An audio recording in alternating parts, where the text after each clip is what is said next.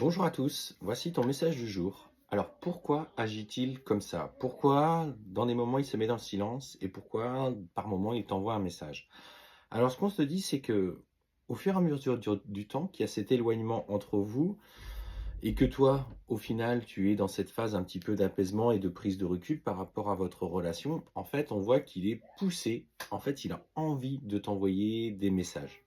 Le problème, lorsqu'il t'écrit, il a encore beaucoup d'émotions qui ressortent par rapport à votre relation.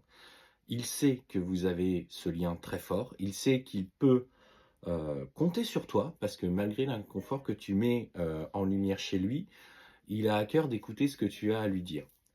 Le problème, c'est qu'il y a beaucoup de frustration entre ses émotions et son mental, et en fait, on se sent qu'il est déséquilibré. Beaucoup de colère, et en fait, on sent qu'il a du mal à assumer ce qui s'est passé. Il a une vraie forme de culpabilité, contrairement à ce que certaines peuvent croire. Le runner comprend à un moment donné que ses agissements ont fait profondément mal à Lord Chaser et qu'il préfère du coup se tenir complètement à distance. Le problème, c'est que les messages, lorsqu'il t'en envoie, ça amène chez toi une frustration. Forcément, ça réveille en toi des vieux sentiments, peut-être aussi des ressentiments. Peut-être de la colère par rapport à ce qu'il a mis en lumière. Et en fait, le fait que tu bascules, toi de ton côté, de ce mode apaisement à ce mode d'émotion, je dirais plutôt avec des vibrations basses, tout de suite, il te ressent et du coup reprend la distance avec toi. En fait, c'est comme vous êtes des vases communicants, tes peurs remontent, lui, les siennes remontent de la même façon. Donc il y a vraiment en fait ce basculement tous les deux dans vos peurs. Alors que quand toi tu t'apaises ou que lui s'apaise, eh ben ça s'équilibre petit à petit et entre guillemets, je dirais la pression redescend et là, à nouveau revient l'envie de communiquer. Du coup, c'est pour ça qu'il y a toujours ces allées et venues, cette envie de communiquer, mais derrière cette communication, il y a des attentes. Comme il y a des attentes, le lien se met en travail et du coup, les deux vivent, font remonter leur peur.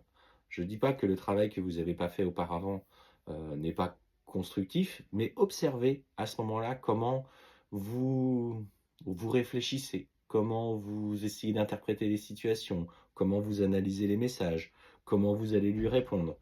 Et en fait, c'est toutes ces émotions à l'intérieur de vous qui ont encore besoin d'être libérées. Donc effectivement, ça demande encore un équilibre et une sagesse que tu as besoin de trouver, de comprendre en toi. On te dit que pour le coup, sur la durée, sur le temps qui passe, forcément, les émotions vont être moins grandes et tu vas pouvoir commencer à digérer euh, ces étapes un petit peu qui se sont déroulées, qui se sont passées. Il aura à cœur ou elle aura à cœur de t'écrire et de te dire que finalement, il comprend ou elle comprend que c'est toi qui t'as dans le cœur, que vous avez ce lien particulier et tu ne sais pas pourquoi. Mais c'est dans la souffrance par rapport à ce qu'il va mettre en place ou ce qu'elle va mettre en place de son côté qui va en fait le faire mûrir. Donc ce temps qui est nécessaire, ce temps dont il a besoin, alors dont le runner a besoin, c'est surtout le temps de compréhension de ses blessures, de ce qu'il ne veut pas dans sa vie. Et en fait, c'est ça. Son âme, en fait, l'emmène vers toi quand son mental le tire dans un autre sens. En fait, il est en distorsion complète. Alors, si c'est un runner en plus de ça qui a des capacités spirituelles, et ce qui était mon cas, je ressentais comme un dédoublement de mes deux corps. Et en fait, c'est comme si mon corps atmique voulait s'extraire de mon corps physique et que j'étais constamment en train d'osciller entre les deux. Les choix qu'il fait par rapport à cette tierce est clairement, et n'oublie jamais ça, pour oublier la relation, le lien qu'il a avec toi. Il le fait parce qu'il espère de cette manière-là de repartir dans une relation où finalement il n'aura pas ce travail à faire, où il ne ressentira pas cet inconfort. Donc en fait, il se voile d'illusion dès le départ. Dès le départ, la relation, entre guillemets, est biaisée. Et souvent, elle lui sert, elle lui sert de... Il va comparer. parce que le runner est quelqu'un qui est aussi dans son mental et dans son ego, et il va comparer. Et ce qu'on te dit, c'est que toute nouvelle tentative sera ponctuée d'échecs.